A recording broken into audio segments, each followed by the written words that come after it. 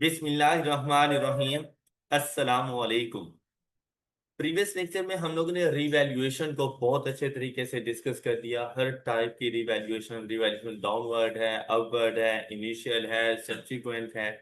किस तरह से हम लोगों ने ट्रीट करना है, रिवैल्यूएशन सरप्लस का हम लोगों ने क्या करना है, उसे रेलिवेंट एग्जांपल नंबर 28 हम लोगों ने डिस्कस कर ली थी।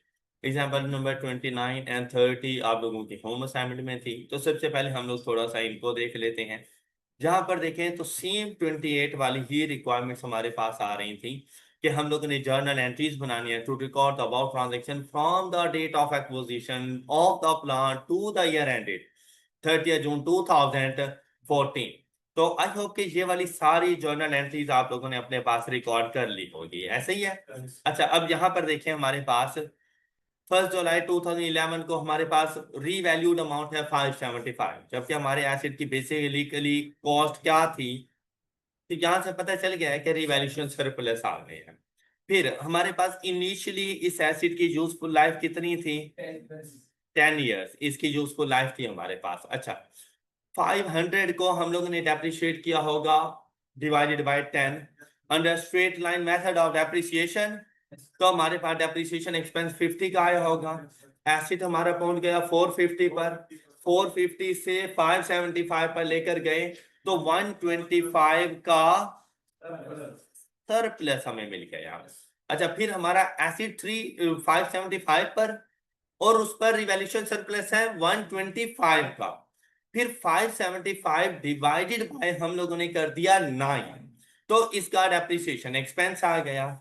इसी तरह से 125 को भी डिवाइडेड बाय 9 कर दिया, तो रिवैल्यूएशन सरप्लस से रिटेन्ड अर्निंग को हम लोगों ने अमाउंट ट्रांसफर की। ये डेप्रिसिएशन एक्सपेंस, ये हम लोगों ने अमाउंट ट्रांसफर कर दी। अच्छा, अगले ही दिन एसिड रीवैल्यू हुआ, जितना डेप्रिसिएशन एक्सपेंस था सारे का रिवर्सल एसिड को हम लोगों ने ट्रांसफर कर दिया। तो इससे पहले हमारा एसिड कौन सी वैल्यू पर मौजूद था? 575। कितना डेप्रिशिएट हो गया हमारा एसिड?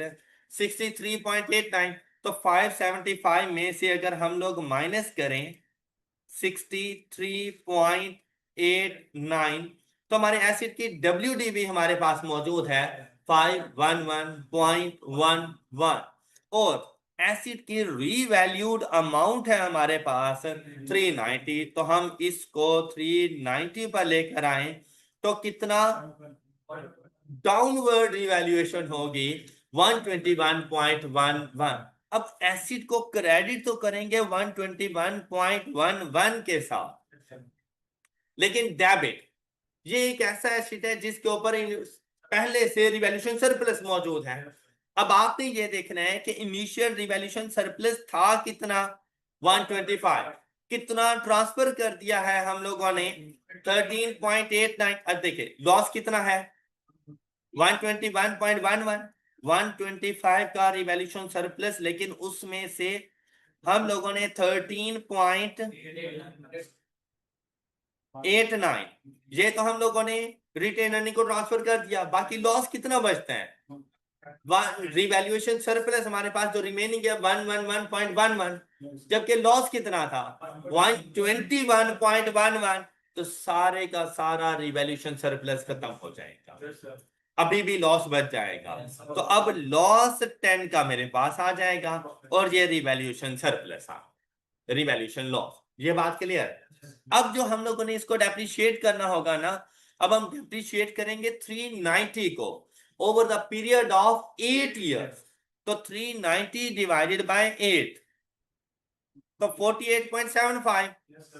अच्छा, ये डेप्रिसिएशन एक्सपेंस है, लेकिन इससे ऊपर इस एसिड के ऊपर लॉस है, तो अब दूसरी एंट्री रिकॉर्ड नहीं होगी, लेकिन लॉस कम जरूर होगा। सिर्फ उसको शो नहीं करेंगे। शो क्यों नहीं करेंगे कि रिटेन्ड अर्निंग ही डेबिट, रिटेन्ड अर्निंग ही क्रेडिट, लेकिन बेसिकली आपके पास लॉस था कितना? 10 का। 10 के साथ डिवाइडेड बाय 8, कितना लॉस ट्रांसफर हो जाएगा? 1.25 का लॉस ट्रांसफर हो जाता है due to decrease in depreciation expense. Alright, depreciation expense के डिक्रीज करने की वजह से प्रॉफिट 1.25 से इंक्रीज कर गया।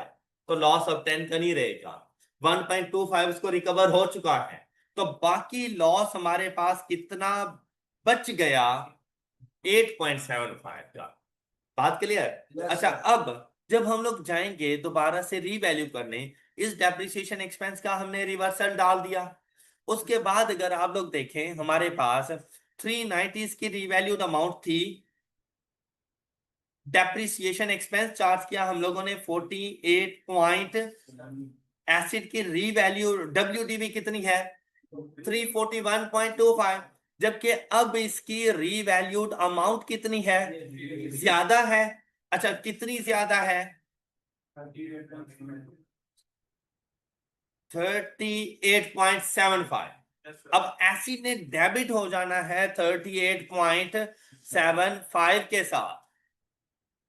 अब ये वो एसिड रीवैल्यूएशन अपवर्ड की तरफ जा रहा है जिस पर पहले लॉस था, तो पहले उस लॉस को खत्म करेंगे।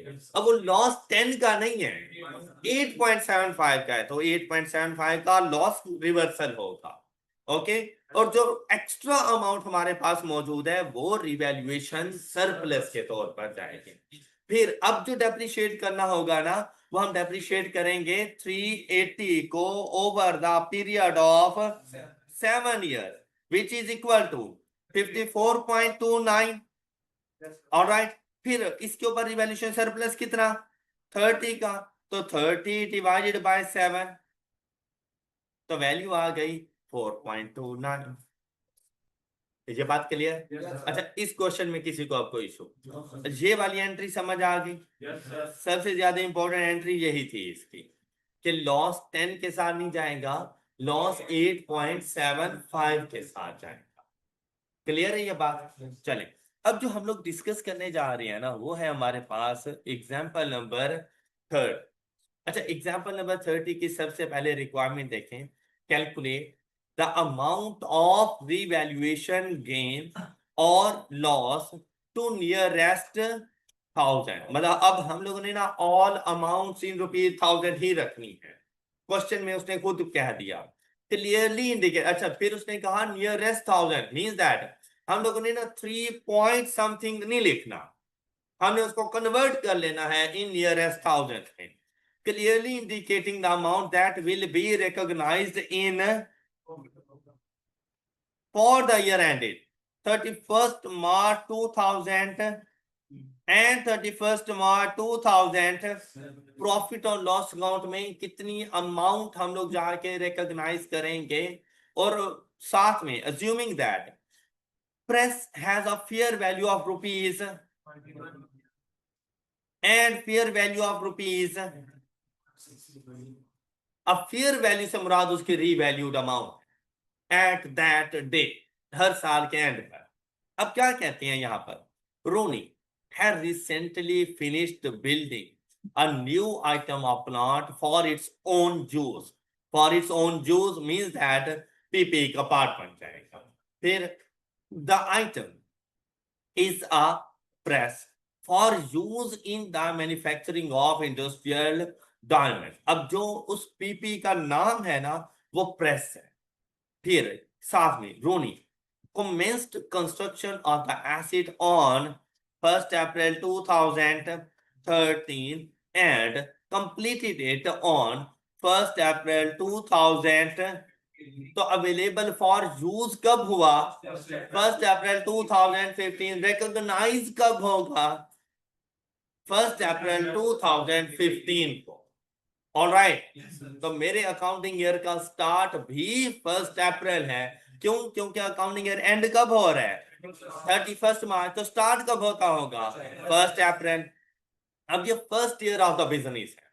The cost of manufacturing the acid were rupees, अब 30.8 million उसकी टोटल कॉस्ट है। The cost of the hydraulic system is 30% of the total cost of, कहते हैं इस प्रेस को मैन्युफैक्चरिंग करने की जो टोटल कॉस्ट आई है ना, जो हमने कैपिटलाइज की है, वो 30.8 है। लेकिन इस टोटल कॉस्ट का जो 30% है, मतलब 30.8 का 30%, वो कहते हैं वो हाइड्रोलिक सिस्टम की कॉस्ट है। तो मतलब 70% अदर आइटम्स की कॉस्ट होगी, जो कि अभी तक उसने हमें नहीं बताई। फिर देखें, कहते press comprises two significant parts, the hydraulic system and the, तब यहां से थोड़ा सा आइडिया हो रहा है कि अगर प्रेस के दो पार्ट्स हैं, हाइड्रोलिक सिस्टम की कॉस्ट 30% है, तो फिर फ्रेम की कॉस्ट कितनी होगी? 70% होगी। और टोटल प्रेस की कॉस्ट कितनी होगी? 100%, 30.8 मिलियन। बात क्लियर? अच्छा, फिर hydraulic system has a 3 years life and the frame has, दोनों को हम लोग मर्ज करके नहीं लिख सकते। अब ये इंडिकेशन थी, और दोनों उसने क्या कहे थे, कौन से पार्ट्स हैं? सिग्निफिकेंट पार्ट्स हैं। मैं इसको प्रेस के तौर पे रिकॉर्ड नहीं कर सकता, मैं ईच कंपोनेंट को अलग अलग लेकर जाऊंगा। तो मैं हाइड्रोलिक सिस्टम, आपने पढ़ा नहीं था कंपोनेंट्स की डेप्रिसिएशन, कि एक ही एसिड है तो आप उसको उसके कंपोनेंट्स में लेके जा सकते हैं। उसके लिए हम लोगों ने एरोप्लेन की एग्जांपल दी थी। इसी तरह से जो हैवी हमारे पास मशीनरीज होती हैं, तो यहां पर भी बिल्कुल ऐसे ही है कि हाइड्रोलिक सिस्टम की जो लाइफ है वो 3 years है, तो उसने तो अपनी कॉस्ट को over the period of 3 year depreciate करना है। जबकि जो फ्रेम है वो अपनी कॉस्ट को over the period of 8 years जाके डेप्रिशिएट करेगा। रूनी डेप्रिशिएट्स प्लांट ऑन अ, अच्छा, फिर रूनी यूजेस द IAS 16 रीवैल्यूएशन, इसको कॉस्ट मॉडल पे नहीं रखता। Revaluation model in accounting for diamond price and revalue these assets on an annual basis. तो annual basis पर उसने उनकी रीवैल्यूड अमाउंट हमें बता दी। रीवैल्यूएशन सरप्लस, अब क्वेश्चन ये आया है कि 30.8 मिलियन उसकी है कॉस्ट, उसका 30%, 30.8 मिलियन का 30% तो गया था हाइड्रोलिक सिस्टम के पास कॉस्ट का, 70% चला गया फ्रेम का। क्वेश्चन ये है कि जो हमारे पास रीवैल्यूड अमाउंट आएगी, क्या हम उसको भी 30 और 70% के मुताबिक लेकर जाएंगे? तो उसने क्या कहा, कहते हैं ऐसा नहीं करना। जो आप लोगों के बाद रिवैल्यूएशन सरप्लस आए या डेफिसिट हो, और apportioned between the hydraulic system and the frame on the basis of their year and book values before the, मतलब 30-70 नहीं करना। जिस टाइम पर मैं अपनी एसिड्स को रीवैल्यू करने जा रहा हूं, उस टाइम पर रिवैल्यूएशन से पहले मेरे एसिड्स की WDV क्या है, on the basis of WDV of the acids मैंने उनके रिवैल्यूएशन सरप्लस या डेफिसिट को अपोर्शनमेंट करना है। अब ये बात समझ आई है? मतलब 30-70 नहीं जाएगा। फिर उन्होंने हमें ये बता दिया कि उनकी रिवैल्यूड अमाउंट क्या है। अच्छा, अब देखो इस क्वेश्चन को सॉल्व किस तरह से होना था। ये एग्जांपल नंबर कौन सी हमारे पास? एग्जांपल 30।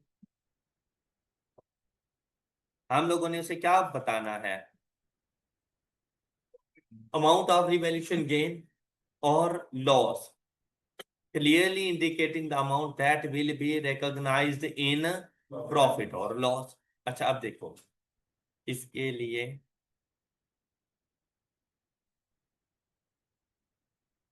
एसिड हमारे पास कौन कौन सा है?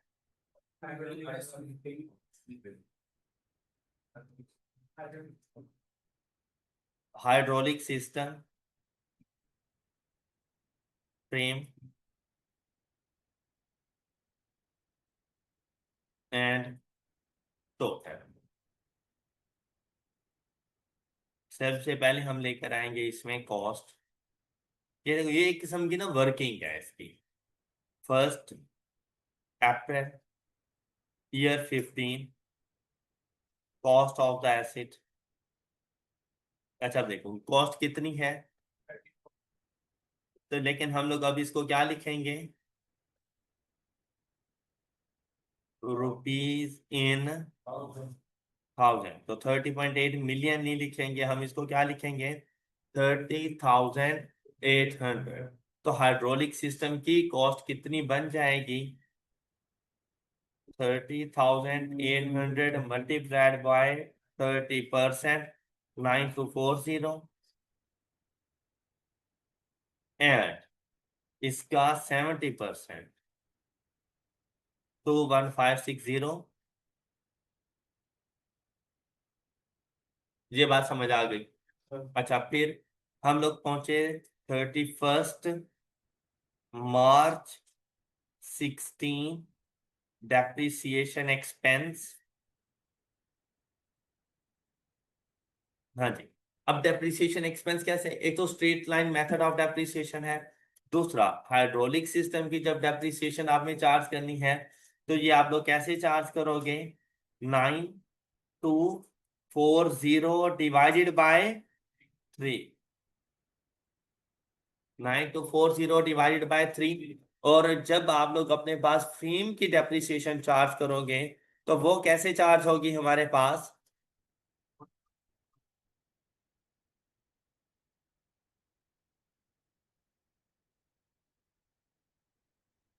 21560 डिवाइडेड बाय 8। ये इनकी डेप्रिसिएशन एक्सपेंस। हाँ जी, इसी अमाउंट क्या आ जाएगी, 30 8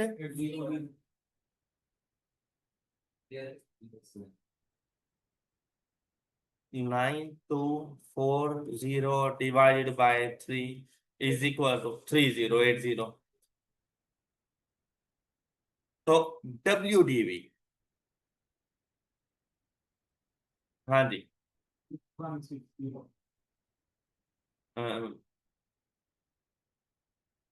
6160 जी, 21560 डिवाइडेड बाय 8।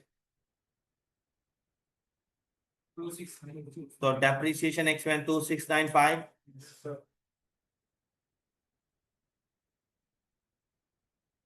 और यहां से हमारे पास इसकी WDV आ जाएगी 18865।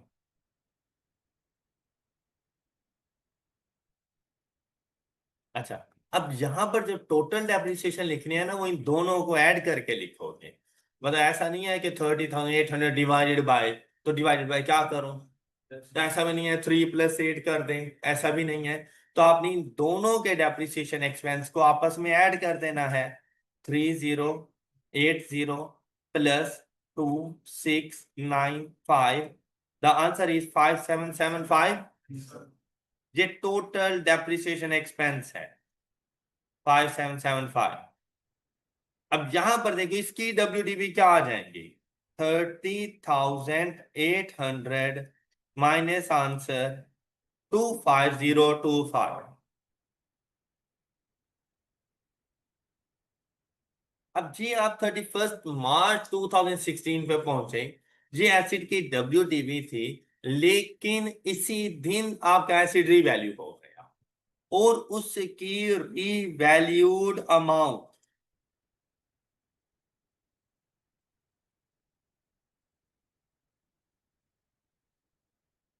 अच्छा वो जो रीवैल्यूड अमाउंट आपको बताई गई है ना 21 मिलियन की, वो पूरे एसिड की है। तो अब आपने देखना है यहां पर 21 मिलियन मीन्स दैट 21 एसिड था कितने का, 25,025 का, उसकी रीवैल्यूड अमाउंट कितनी है, 21 मिलियन मीन्स दैट एसिड में आप लोगों को लॉस नजर आया, रीवैल्यूएशन लॉस। अब वो रिवैल्यूएशन लॉस कितने का नजर आया, 4025 का रिवैल्यूएशन लॉस, ये तो पूरे एसिड पर है।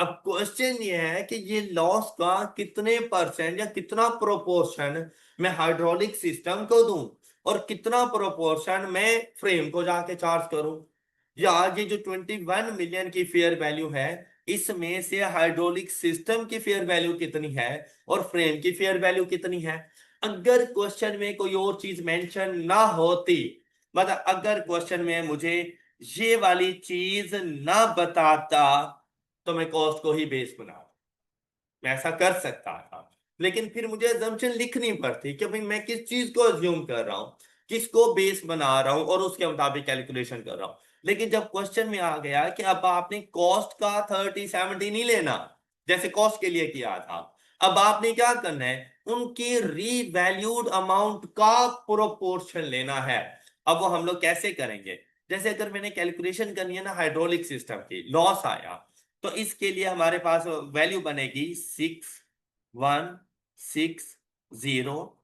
डिवाइडेड बाय, अब टोटल WDV कितनी है 250 एंड मल्टीप्लाइड बाय 4025। ये लॉस की वैल्यू आ जाएगी फॉर हाइड्रोलिक सिस्टम, उसकी WDV की प्रोपोर्शनेट बेसिस, उसकी WDV divided by total WDV multiplied by amount of loss. तो देखो वैल्यू क्या बनती है हमारे पास 6160 divided by and multiplied by 4025 991, ये लॉस इसके पास आ जाएगा। ऑलराइट, अच्छा अब देखो फिर इसकी WDV मेरे पास मतलब रीवैल्यूड अमाउंट कितनी आ जाएगी 6160 माइनस 991, तो ये वैल्यू कितनी आ गई 5169। क्या आपको मेरी ये बात समझ आ गई, out of 21,000 5169 revalued amount belongs to hydraulic system. बात समझ आ गई। आप लॉस को जाके प्रोपोर्शनेट बेसिस करो, या आप यूं भी कर सकते थे कि आप लॉस की जगह पर यहां पर रीवैल्यूड अमाउंट लिख लो, तो आपको यहां से रीवैल्यूड अमाउंट मिल जाएगी 5169। ओके, फिर इन दोनों का कंपैरिजन करो तो आपको लॉस की वैल्यू मिल जाएगी। अब आप पे डिपेंड करता था आप लॉस को प्रोपोर्शनेट बेसिस पे लेके चलते हो या उसके रीवैल्यूड अमाउंट को, दोनों में से कोई सा एक काम आप कर सकते। जो बाकी है ये बैलेंसिंग वैल्यू के तौर पर भी फाइंड हो सकता है, अदरवाइज आपने सिर्फ इसमें जाकर न्यूमरेटर ही तो चेंज करना होता है, एंड द न्यूमरेटर इज 18865। अब देखो 18865 WDV of frame divided by total WDV multiplied मैं किससे कर रहा हूं, रीवैल्यूड अमाउंट से 21,000 से, इक्वल टू करूंगा तो मुझे यहां पर इसकी रीवैल्यूड अमाउंट मिलेगी, किसकी, फ्रेम की 1815831। अब यहां से बैलेंसिंग वैल्यू फाइंड कर सकते हो 18865 minus 15831 is equal to, value क्या आ गई, ये इसमें डेफिसिट है, लॉस ऑन रीवैल्यूएशन है 3034।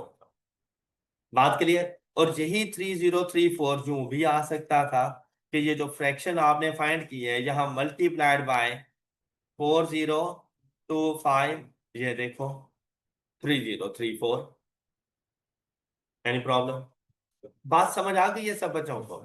ये फर्स्ट ईयर की वर्किंग कंप्लीट हो चुकी है, यहां तक अगर किसी ने कोई बात पूछनी है, ये जो फर्स्ट ऑप्शन था ना ये कंप्लीट हो चुके हैं। अच्छा, फर्स्ट ऑप्शन में आप लोग प्रॉफिट और लॉस अकाउंट में क्या कुछ शो करोगे, एक तो आप डेप्रिसिएशन एक्सपेंस बताओगे कितना 5775 डेप्रिसिएशन एक्सपेंस। दूसरा, आप लोगों ने, आपको पता है कि लॉस ऑन रीवैल्यूएशन हमेशा प्रॉफिट और लॉस अकाउंट को चार्ज होता है, ये प्रॉफिट लॉस ऑन रीवैल्यूएशन आप लोग इन टोटल जाके कितना बता दोगे 4025 का। देखिए आपकी इनकम स्टेटमेंट को इस बात से कोई गर्ज नहीं है डेप्रिसिएशन किस पर है, लॉस किस पर है, इस बात से उसे कोई गर्ज नहीं होती। उसे गर्ज होती है टोटल डेप्रिसिएशन कितनी है, टोटल अमाउंट ऑफ लॉस कितना है, उसको ये बता दो। और फिर जैसे इस वर्किंग का रेफरेंस दोगे तो यहां से पता चल जाएगा कि भाई हाइड्रोलिक सिस्टम पर डेप्रिसिएशन एक्सपेंस, फ्रेम पर डेप्रिसिएशन एक्सपेंस, हाइड्रोलिक सिस्टम पर लॉस ऑन रिवैल्यूएशन, फ्रेम पर loss on revaluation, each and everything जहां से पता चल जाएंगे उसको। कोई प्रॉब्लम? अगले साल गए, जैसे ही नेक्स्ट ईयर, अब पूरा एक साल गुजर जाएगा, अगले साल जाकर 31 मार्च 2000 सबसे पहला काम क्या होगा? लेकिन आज डेप्रिशिएट किसको करेंगे? रीवैल्यूड अमाउंट को। क्या 21,000 को? तो आंसर है नो, हर पार्ट ऑफ एसिड की रीवैल्यूड अमाउंट को। तो मेरे पास हाइड्रोलिक सिस्टम के लिए अमाउंट कितनी है? 51 डिवाइडेड बाय 2। शाबाश। इसी तरह से 15,831 एंड डिवाइडेड बाय 7। गुड। हाँ जी, अब ये अमाउंट फाइंड करो और इसका टोटल और इसकी डब्ल्यूडी भी फाइंड करें। शाबाश, जल्दी से इसको कंप्लीट करें।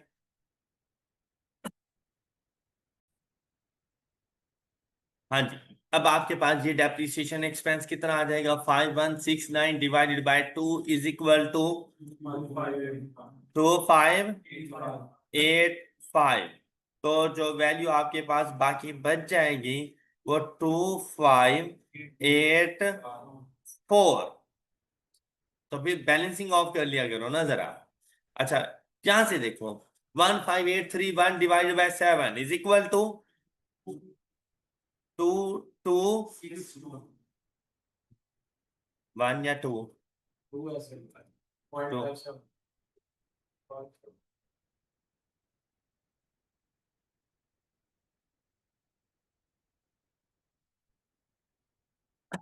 जी, अमाउंट 1356।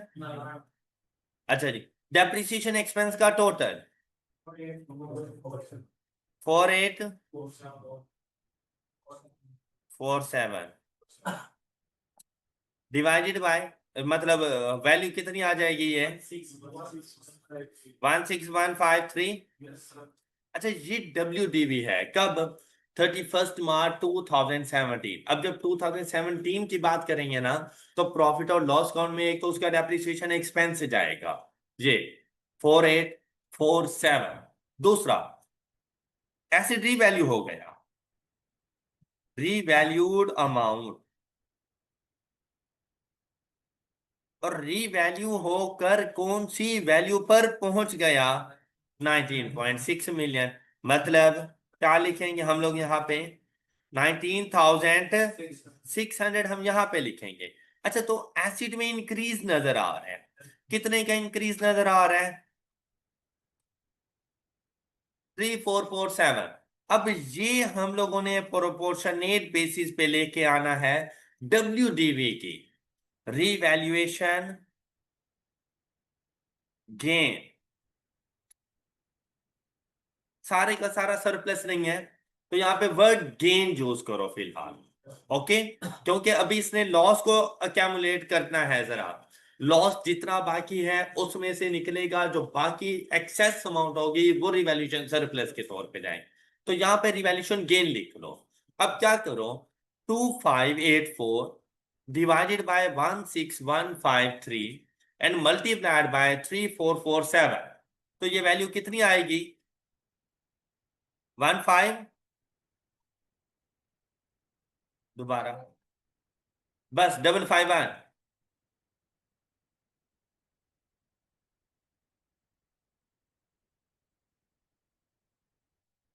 अच्छा जी, ये गेन है, ऐड कर देंगे तो टोटल वैल्यू कितनी हो जाएगी ये?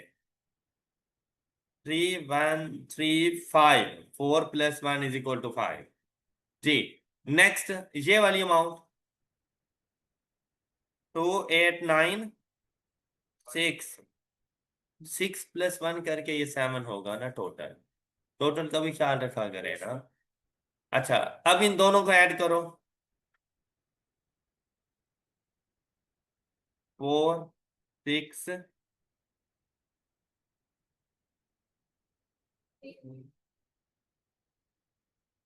अब ये दोनों ऐड होंगे तो 19,600 बनेगा ना। माइनस नहीं करना है, ऐड करना है। अच्छा, ओके ओके, ये बात। Yes sir. अच्छा, ये आ गए हमारे पास। लेकिन आज हम उसे ये नहीं कह सकते कि भाई आप अदर कॉम्प्रिहेंसिव इनकम में 551 लेकर जाओ या 2896 लेकर जाओ, अदर कॉम्प्रिहेंसिव इनकम में नहीं, मतलब रिवैल्यूएशन सरप्लस के तौर पर नहीं। अब हम क्या करेंगे, हम यहाँ पर ना एक छोटी सी वर्किंग करेंगे कि हमारे पास पहले लॉस कितना था 991 का, और फ्रेम के ऊपर लॉस कितना था 3034 का। जो ट्रीटमेंट डेप्रिसिएशन एक्सपेंस कैलकुलेट करते हुए हमने किया, बिल्कुल इस लॉस के साथ भी वैसा ही ट्रीटमेंट करेंगे। हम रिमेनिंग लॉस की अमाउंट देखेंगे और फिर देखेंगे रिवैल्यूएशन सरप्लस में एक्सेस अमाउंट है नहीं है, उसको जाके रिकॉर्ड करेंगे। मतलब टोटल रिवैल्यूएशन सरप्लस कितना है, रिवैल्यूएशन गेन इस एसिड पर कितना। अच्छा, इस पर 2896। फिर लॉस ऑन रिवैल्यूएशन। अच्छा, लॉस था कितना, इसका लॉस कितना था,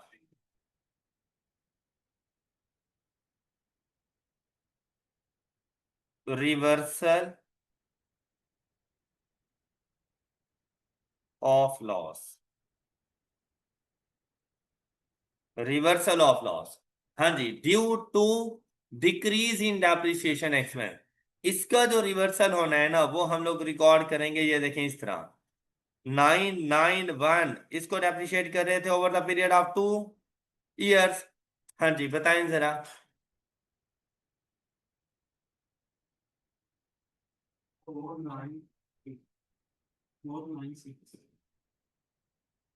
496 और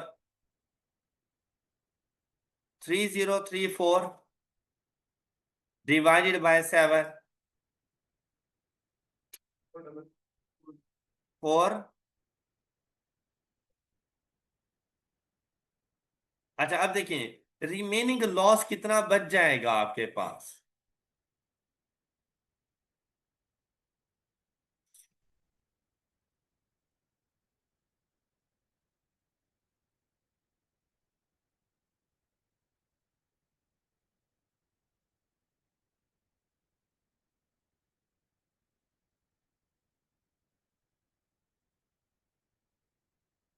हाँ जी,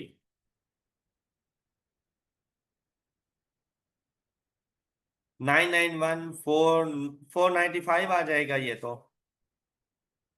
और यहां से देखें 3034 माइनस,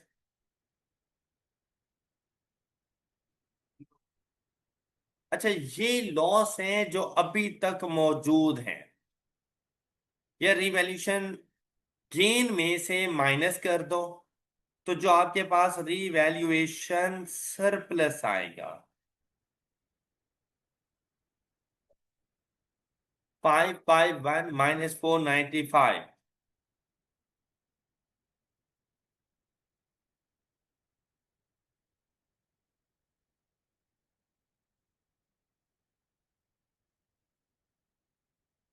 ये वैल्यू है आपके पास 56, और यहां से ये वैल्यू आपके पास आ जाएगी 295। ये है eight the end of the year 31 March 2017 revaluation surplus on hydraulic system and revaluation surplus on frame. Alright, अब देख लो इसका सॉल्यूशन आपको।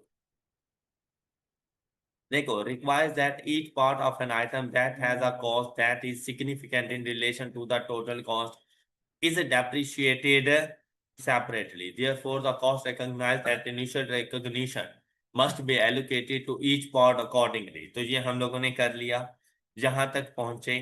अब इस में से हम लोगों ने लॉस की, एडजस्टमेंट्स की, तो 56 एंड 294 हमारे पास gain on to be recognised in OCI।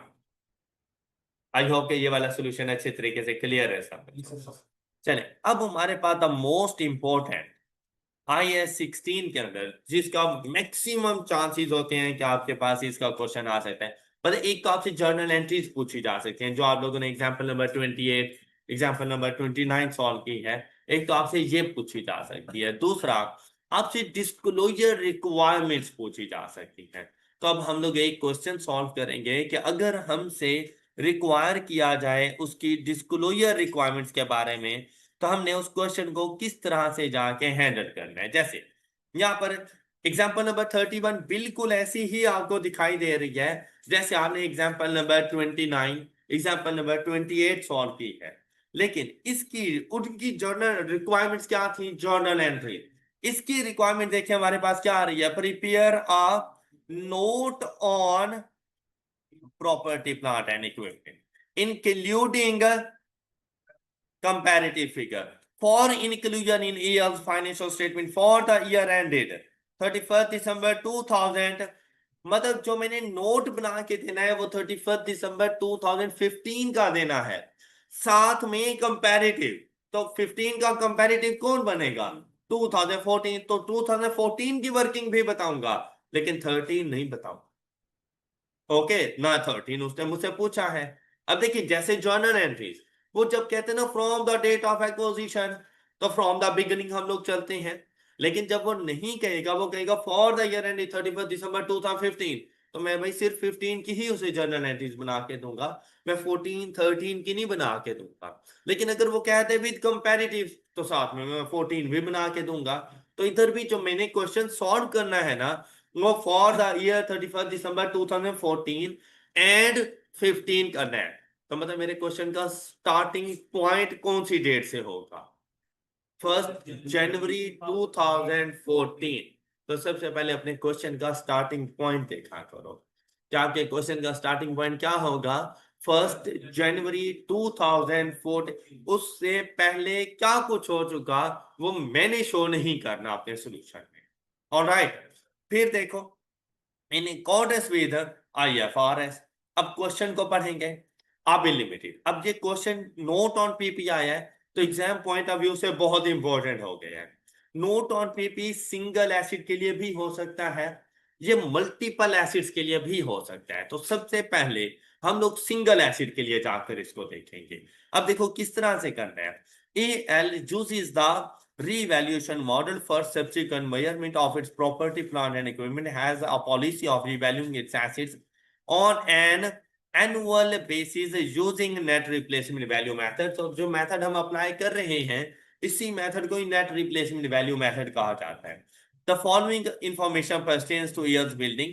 4 buildings were acquired in same vicinity, जैसे होते हैं ना एक जैसी हाउसिंग स्कीम के अंदर, एक जैसी सोसाइटी के अंदर एक जैसे नक्शे के साथ 4 बिल्डिंग्स हैं, तो it means that her building की वैल्यू एक जैसी है।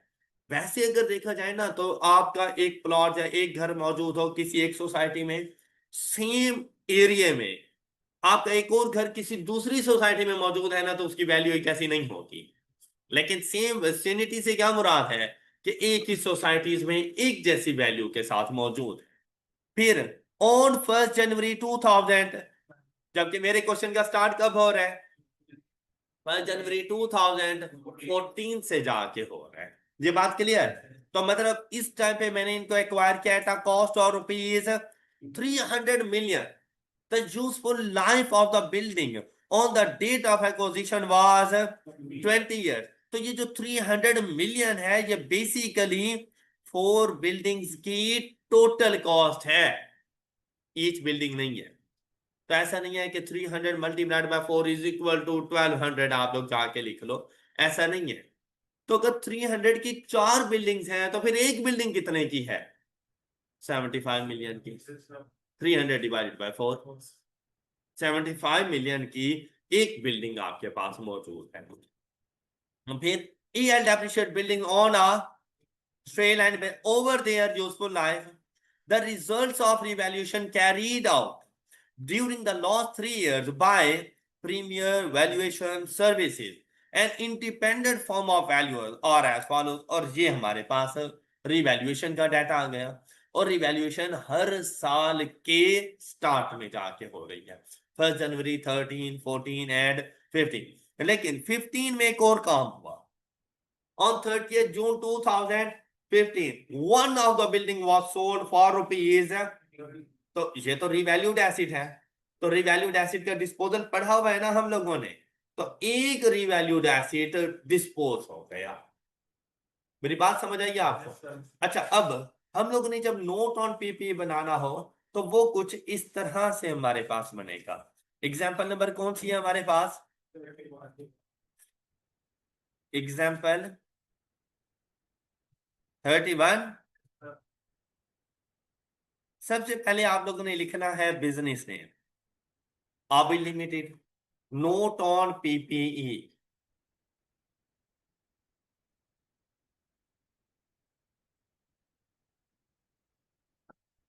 Note on PPE for the year ended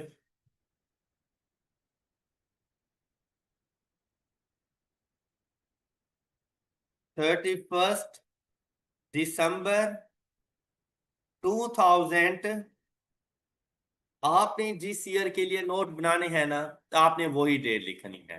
अब जब उसने कंपैरेटिव्स कहे हैं तो हम साथ में कंपैरेटिव्स भी लिख लेंगे, लेकिन आप 2014 एंड 15 नहीं लिखोगे। आप लिखोगे फॉर द ईयर एंडिंग 31 दिसंबर 2015, अपना करंट ईयर लिखोगे। फिर रुपीस, हम लोग कौन सी करेंसी में बात करने जा रहे हैं? तमाम अमाउंट्स मिलियन में नहीं थी? Yes sir. हम भी मिलियन में चलेंगे, रुपीज इन मिलियन। उसके बाद आप अपना करंट ईयर सबसे पहले लिखो। किस ईयर की वर्किंग करना चाह रहे हैं तो 15 पहले लिखो, और इसके राइट हैंड साइड पे आपने कंपैरेटिव लिखा।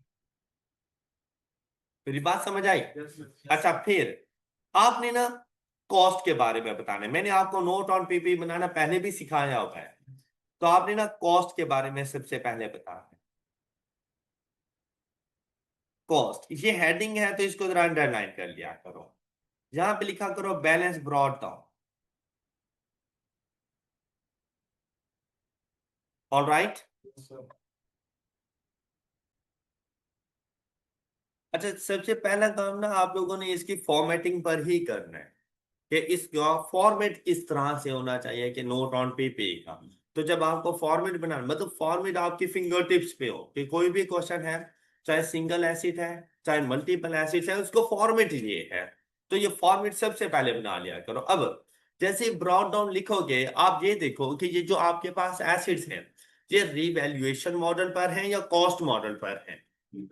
रिवैल्यूएशन। अच्छा, कुछ अगर मल्टीपल एसिड्स होंगे तो कुछ ऐसे भी होंगे जो कुछ रिवैल्यूएशन मॉडल पर होंगे और कुछ कॉस्ट मॉडल पर। ऑलराइट, इससे पहले जब हम लोगों ने नोट ऑन पीपी बनाए थे वो कॉस्ट मॉडल था, तो हम इसके बाद लिखते थे addition, disposal and balance carry down. आज इतना कुछ नहीं होने वाला, आज और बहुत कुछ होने वाला है। अब आप ये देखो कि वो जो रिवैल्यूएशन है, at the start of the period है या eight the end of the period है? एट द स्टार्ट है या एट द एंड है? स्टार्ट। तो पहले रिवैल्यूएशन होगी या एडिशन या डिस्पोजल होगी? तो पहले रिवैल्यूएशन का डाटा लिखा करो। ओके, पहले अपने एसिड को रिवैल्यू करवाया करो।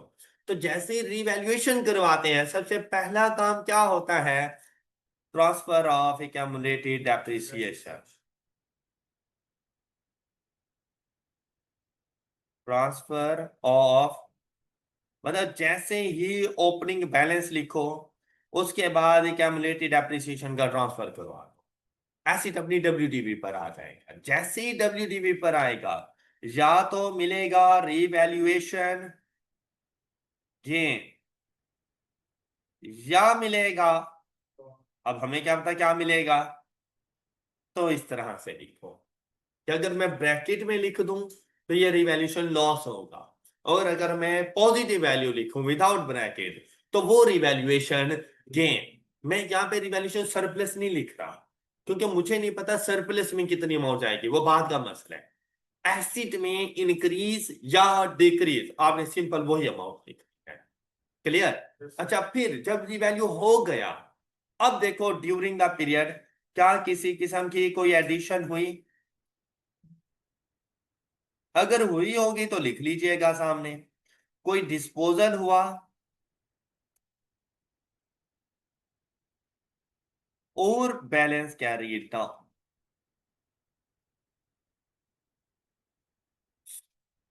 मेरी ये बात समझ आ गई सब बच्चों को? अच्छा बताओ, कोई मुश्किल चीज है? नहीं ना? अच्छा, एक और चीज, इन केस अगर revaluation eight the end of the period हो रही है तो फिर क्या फर्क पड़ेगा? ये दोनों चीजें यहां पे मूव कर जाएंगी बस। फिर ओपनिंग के बाद पहले addition, disposal, transfer of accumulated depreciation, revaluation gain और लॉस, और फिर बैलेंस कैरी डाउन आ जाएगा। स्टार्ट ऑफ द ईयर हो रही है तो आपने transfer of accumulated depreciation and revaluation gain पहले लिख देना है। किसी को कोई प्रॉब्लम? सब क्लियर है ना?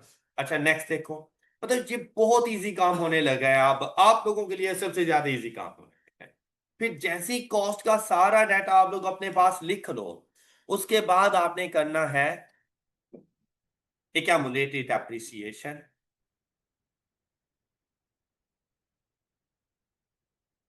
अब ये हेडिंग है तो ये देखो, ये बस क्योंकि हम लोगों को एक ही पेन अलाउ है, ब्लैक कलर, और आप लोगों ने बस ऐसे लिख के इसको अंडरलाइन कर दोगे तो हेडिंग आ जाएगी। अब इसके लिए सबसे पहले क्या चीज लिखेंगे? बैलेंस ब्रॉड डाउन लिखेंगे। अच्छा जैसे ही ब्रॉड डाउन लिखेंगे तो अगर revaluation at the start of the year है तो सारी का सारा ब्रॉड डाउन ट्रांसफर कर दोगे, ट्रांसफर टू एसेट। उसके बाद अगर डिस्पोजल है तो एक्यूमुलेटेड डेप्रिसिएशन भी डिस्पोजल में जाएगी। फिर depreciation expense for the period and balance carried down. क्या ये बात मेरी समझ आई? अच्छा इन केस अगर revaluation eight the end of the period है तो फिर ये वाली चीज बैलेंस कैरी डाउन से पहले आ जाएगी। फिर सीक्वेंस क्या बनेगा? Balance brought down, disposal, depreciation expense, transfer to asset and balance carry. बस इस बात का ख्याल रखना है, ओपनिंग में अगर रिवैल्यूएशन है या क्लोजिंग में, और कोई फर्क नहीं है, सिर्फ इस सीक्वेंस का थोड़ा सा ख्याल रखना है कि सीक्वेंस के मुताबिक हम लोग चलेंगे। अभी के लिए स्टार्ट ऑफ द पीरियड थी तो ये वाला सीक्वेंस हमारे लिए। उसके बाद जैसे ही आप ये चीज फाइंड कर लो, आपने यहां पे लिखनी है WDV, opening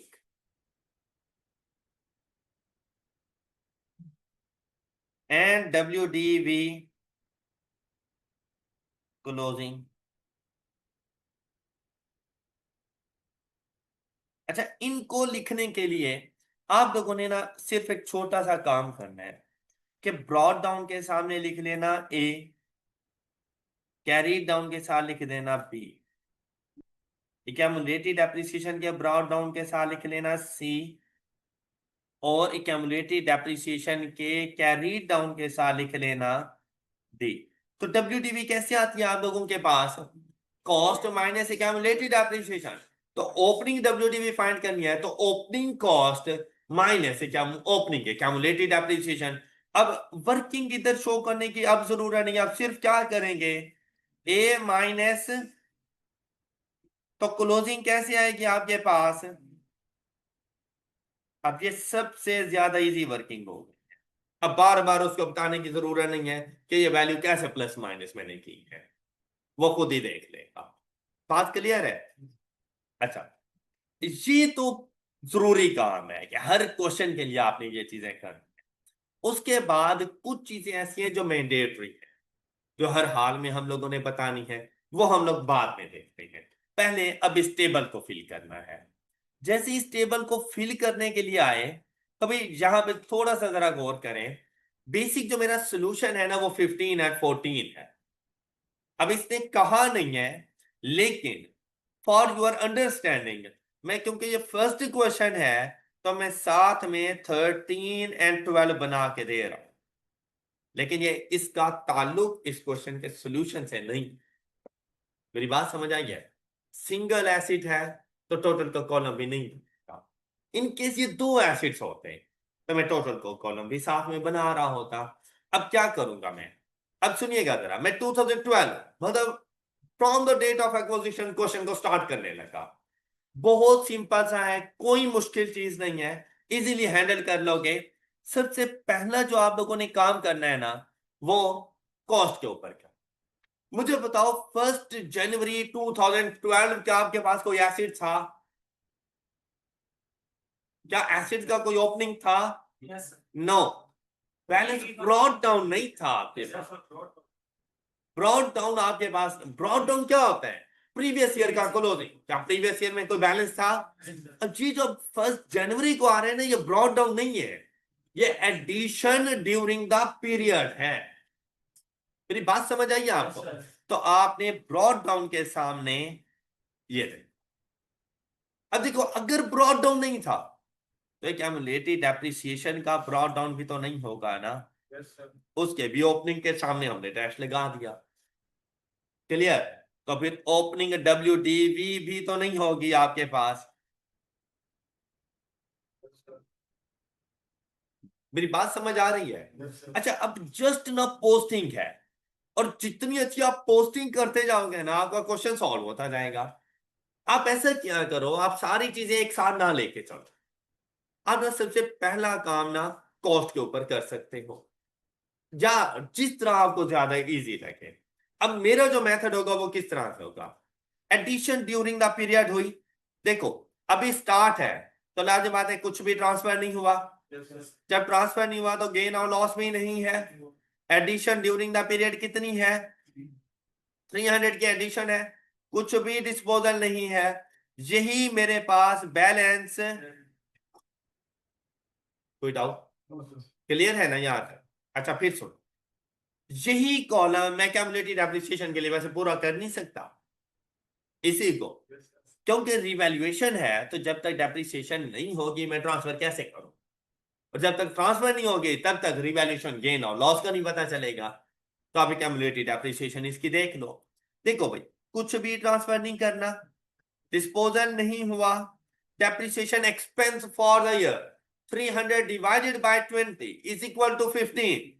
M I right? तो यहाँ पे 15 लिखो simply, depreciation expense for the period. तो बैलेंस कैरी डाउन कितना? 15। तो क्लोजिंग WDV कितनी? 285। किसी को डाउट? ये ईयर 2012 के लिए मैंने नोट्स ऑन पेपर बना, कोई मसला?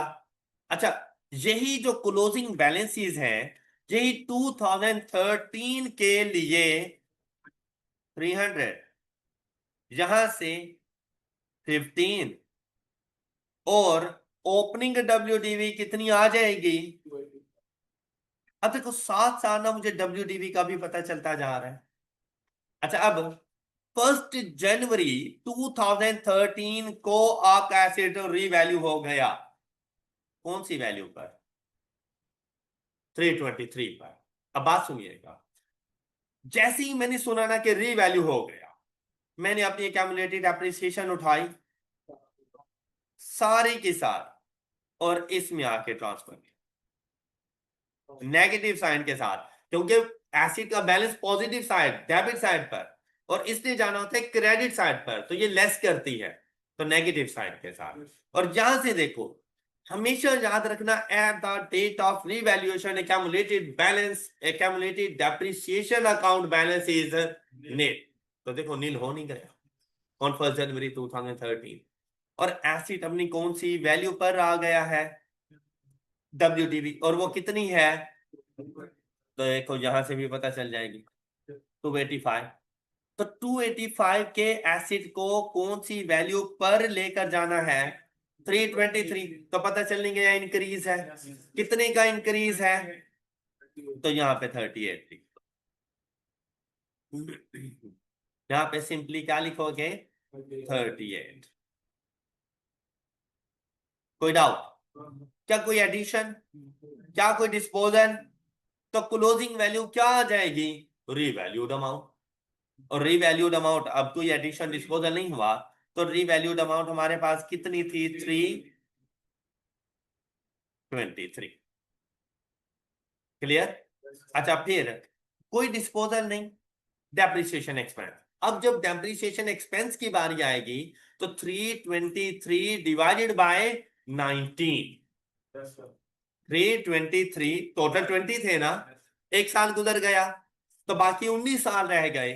323 डिवाइडेड बाय 19, वैल्यू जी, तो क्लोजिंग 17, ऊपर तो नील है ना, तो फिर WDV 323 minus 17 is equal to 306। Clear हो गई बात? कोई डाउट? अच्छा, अब आपके क्वेश्चन का सोल्यूशन स्टार्ट होने लगा है। अब जैसे ही, अब देखो मैंने आपको यहां से तो बता दिया, आप यहां से इजीली अपने ओपनिंग बैलेंस लिख सकते हैं कि मैंने अपने क्वेश्चन का स्टार्ट कैसे करना है। लेकिन क्योंकि अब क्वेश्चन का जो स्टार्ट करना था मिड ऑफ द क्वेश्चन से करना था, तो स्टार्ट का पता कैसे चलेगा? जैसे ही मैंने अपना ये क्वेश्चन देखा, मेरे क्वेश्चन को स्टार्ट कौन सी डेट से करना है? 1 जनवरी 2000।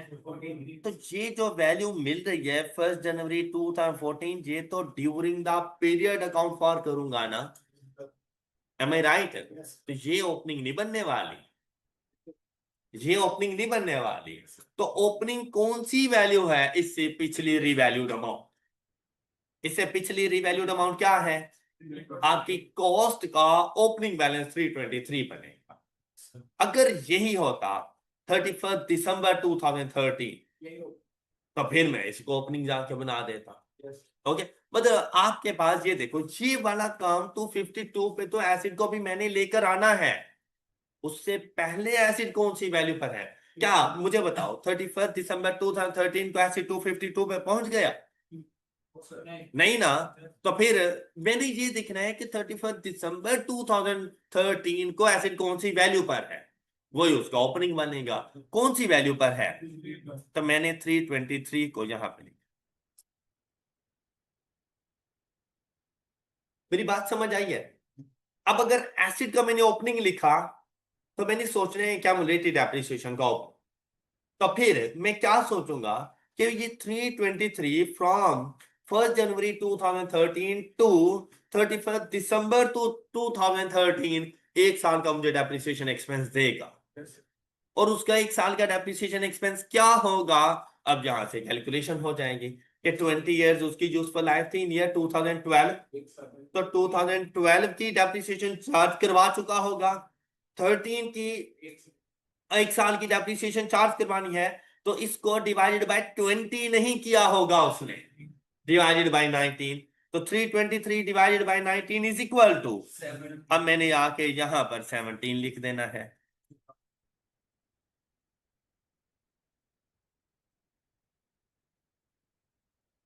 323, और यहां पर, और यहां से ओपनिंग WDV मुझे मिल जाएगी, विच इज इक्वल टू 306। क्या मेरी ये बात समझ आई है आपको? कोई डाउट है यहां तक? चले, गुड, नेक्स्ट चलते हैं। अच्छा, अब ये ओपनिंग जैसी आपने लिख ली है, अब तो आपके लिए कोई मसला ही नहीं है।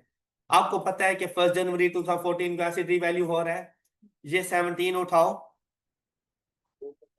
जहां पर माइनस एसिड 306 पर आ गया, 306 से कौन सी वैल्यू पर लेके जाना है? 252 पर। तो एसिड में डिक्रीज है, कितने का डिक्रीज है? 54 का। लॉस है तो बस जितना लॉस है आपने उतना लिख देना है यहां पर। जहां पर ये सोचने की जरूरत नहीं है कि ये प्रॉफिट और लॉस अकाउंट में कितना जा रहा है और रिवैल्यूएशन सरप्लस से कितना लेस हो रहा है। नोट्स ऑन पीपी में आपने ये बात नहीं सोचनी। इसमें यही सबसे ज्यादा प्लस पॉइंट है आप लोगों के लिए कि आपने सिंपली इंक्रीज और डिक्रीज लिखना है बस, इसके अलावा आपने कुछ नहीं। क्लियर? आपका एसिड कौन सी वैल्यू पे पहुंच चुका है? 252, क्या कोई एडिशन, कोई डिस्पोजल, तो बैलेंस कैरी डाउन, इसकी रिवैल्यूड अमाउंट 252। अब 252 नहीं डेप्रिशिएट होना है over the period of 18 years, तो 252 डिवाइड बाय 18 जी। डर डर के क्यों बता रहे होते हो आप लोग, मतलब क्या इतने मिलियन मांग लिए हैं मैंने आप लोगों से?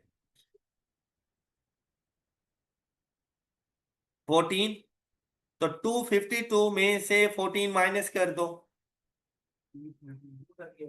ये इसकी क्लोजिंग WDV 238। ऑलराइट, अच्छा फिर जब नेक्स्ट ईयर में जाएंगे, ओपनिंग बैलेंसेस, यहां पे क्या लिखें, लास्ट रिवैल्यूड अमाउंट, यहां पे क्या लिखें, ये एक साल के लिए डेप्रिशिएट हो चुका है, और ओपनिंग WDV आ जाएगी 238, ये 14 ट्रांसफर कर दो,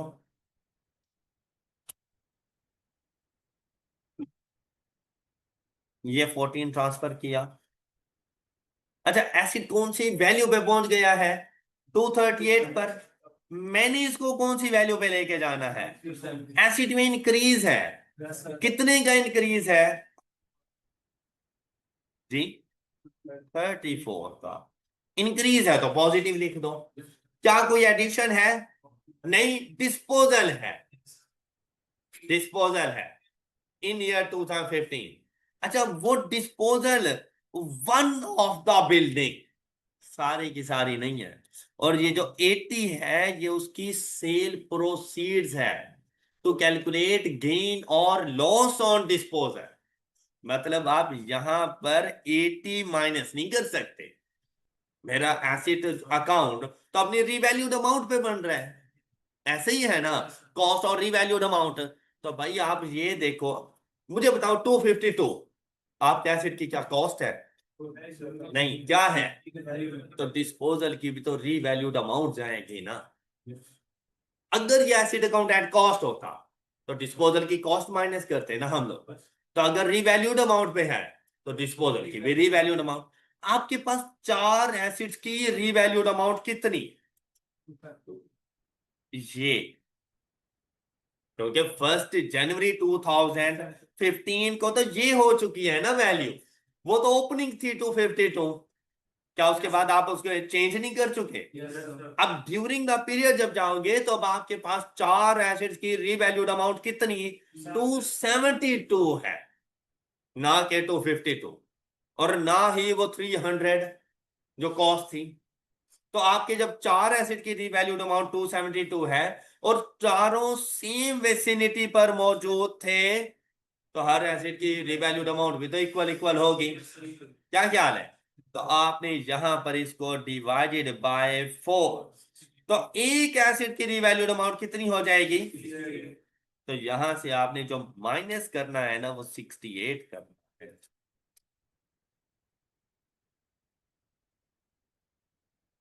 ओके है ये बात, कॉस्ट है तो कॉस्ट माइनस करोगे डिस्पोजल की, WDV है तो WDV माइनस करोगे, रिवैल्यूड अमाउंट है तो डिस्पोजल की भी रिवैल्यूड अमाउंट माइनस करोगे। क्लियर है ये बात? तो अब आपके पास देखो टोटल एसिड कितने थे, एक डिस्पोज कर दिया, बाकी तो तीनों अपनी रिवैल्यूड अमाउंट पे आएंगे ना, तो रिवैल्यूड अमाउंट जो 272 थी वो तो चार एसिड की थी, तो तीन की कितनी होगी, तीन की कितनी होगी, 204, तो यहाँ पे 204 लिख दो। अब वो तीन एसिड्स आपके पास बचे होंगे, मेरी ये बात समझ आ गई है सब बच्चों को? अच्छा फिर से सुनो, तो जब आपने एक एसिड डिस्पोज किया है तो डिस्पोजल में उसकी डेप्रिसिएशन भी तो जाएगी।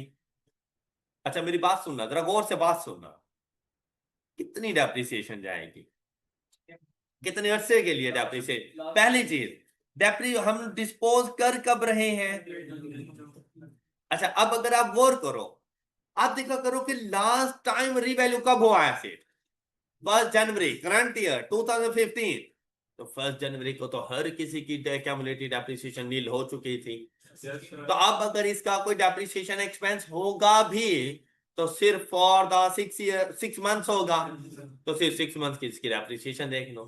तो मैं इसको डेप्रिशिएट कैसे करूंगा? प्रीवियस ईयर आपको याद है कि मैंने इनको डेप्रिशिएट किया था डिवाइडेड बाय 18 के साथ, क्या आपको याद है? अब 17 के साथ करूंगा, लेकिन इस 68 को अलग से 17, sorry 68 divided by 17 multiplied by 6/12, तो इसका जो डेप्रिसिएशन एक्सपेंस आ जाएगा तो 68 डिवाइडेड बाय 17 मल्टीप्लाइड बाय 6/12। क्या आपको मेरी ये बात समझ आ गई है? डिस्पोजल में 2 चला जाएगा, सबको क्लियर है ये वाली बात? लेकिन अगर मैं आपसे बात करूं कि depreciation expense for the period कितना होगा, तो आप मुझे कितना कैलकुलेट करके दोगे जी? 14। कैसे भला? आप सबसे पहले ओपनिंग बैलेंस, जैसे हम लोगों ने बात की हुई थी। अच्छा, ओपनिंग बैलेंस अब आप लोगों ने ना वो 252 नहीं उठाना, रिवैल्यूड अमाउंट कितनी है? रिवैल्यूड अमाउंट 272, उसमें से माइनस कर दो 68, बाकी वैल्यू बच गई 204। 204 को divided by 17, the answer is जी 12। फिर 68 को अप्रिशिएट करो, डिवाइडेड बाय 17 मल्टीप्लाइड बाय 6/12, 2, तो टोटल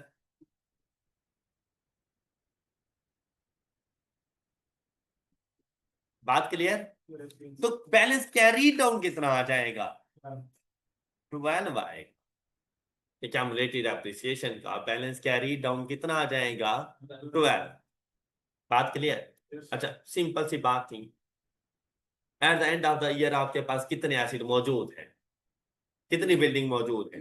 3। तो एक्यूमुलेटेड एप्रिसिएशन भी तो उन्हीं का होना चाहिए। अच्छा, कितने अरसे के लिए होना चाहिए? 1 साल के लिए होना चाहिए। क्यों? क्योंकि start of the year revalue हो चुके हैं। तो उन 3 एसिड की मेरे पास रीवैल्यूड अमाउंट कितनी है? 3 एसिड्स की 204। 204 divide by 17 is equal to 12, तो वही accumulated depreciation at the end of the period. क्या वही नहीं है? लेकिन डेप्रिसिएशन एक्सपेंस 12 नहीं है। 12 तो उनका एसिड का है ना जो मेरे पास रखे हुए हैं। 2 का डेप्रिसिएशन एक्सपेंस उस एसिड का भी तो है जो मैंने मिड ऑफ द ईयर में जाके डिस्पोज किया। तो टोटल जो डेप्रिसिएशन एक्सपेंस बना है वो 14 का जा। बात क्लियर हो गई सब बच्चों को? तो अब देखें आपके पास at the end of the period closing balance कितना आ जाएगा? 190। अच्छा, ये जो ब्लैक में मैंने लिखा है ना, ये है आपके क्वेश्चन का सॉल्यूशन। ये जो ब्लू वाला है ना, ये मैंने एक्स्ट्रा लिखा है। अब यहां पर ये लाइन आप लोग ड्रॉ किया करो, क्योंकि ये टोटल करके हम लोग लिख रहे होते हैं ना। यहां से आपने कॉस्ट को भी इधर क्लोज कर देना है सिंगल लाइन के साथ। अब ये सेकंड पार्ट स्टार्ट हो जाता है कम्युलेटेड एप्रिसिएशन का। ये जरा आगे प्रेजेंटेशन इसकी, क्या हमने इसकी प्रेजेंटेशन ऐसे करनी है। एक्यूमुलेटेड एप्रिसिएशन को भी यहां पर पहले क्लोज करें,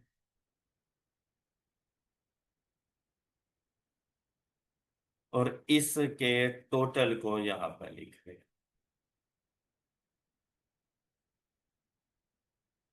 और ये हर साल की WDV आपको पता चले कि हर साल की ओपनिंग एंड क्लोजिंग आपके पास WDV क्या है। अब ये प्रेजेंटेशन देखो आप तो, ये है नोट्स ऑन PP। अब कुछ एडिशनल चीजें हैं जो आप लोगों ने हर हाल में लिखनी है। कौन सी? Measurement basis,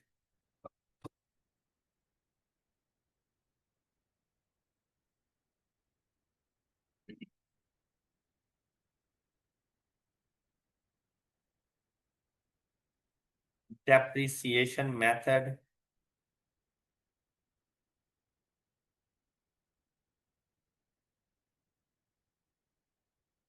useful life,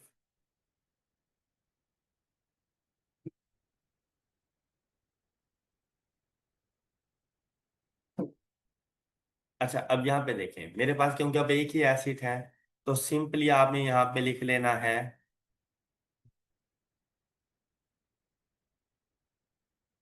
revaluation model. Model, अगर सपोज एक और एसिड होता, उसके ऊपर कॉस्ट मॉडल था, तो उसके नीचे मैं लिख देता cost model. Okay, depreciation method straight था।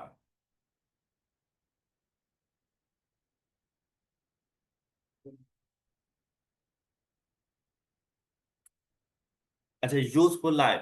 अच्छा, यूजफुल लाइफ अब वैसे देखो 20 ईयर्स, लेकिन उसके बाद देखो 19, 18, एंड अब आपने कौन सी वैल्यू लिखनी होती है? सिंपल सा मेथड।